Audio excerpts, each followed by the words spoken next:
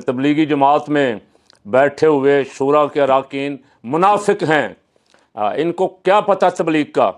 میں نے ساری زندگی کھپائی ہے اس میں۔ ویسے مولانا کا یہ دعویٰ جو تھا کہ میں سب کو ساتھ لے کے چلنا چاہتا ہوں، میں سب کے ساتھ ایک جیسا ہوں، یہ بھی منافقت ہی تھی۔ ایک بچے نے، نوجوان نے پنڈی سے فون کیا مولانا کو، اور وہ اس کی آڈیو بھی لیک ہوئی، وہ آپ نے سنا ہوگا۔ اس کو مولانا فرما رہے ہیں، دیکھیں میرے عزیز، میں نے یہ تقریریں کر کر کے کتنے بریلویوں کو دیوبندی بنایا ہے، میں کام تو اصل اپنے، میں نے کتنے شیعوں کو دیوبندی کیا ہے، میں کام تو اصل دیوبندیت کا کر رہا ہوں، لیکن ان کا ظاہر مولانا کا کچھ اور ہے، باطن کچھ اور ہے۔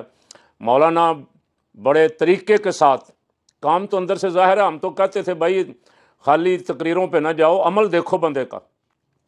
اب مولانا کو خود بھی وہی شکایت پیدا ہو گئی جو ہمیں تھی، اور مولانا نے تو دو ٹوک کہہ دیا کہ یہ سارے منافق بیٹھے ہوئے ہیں۔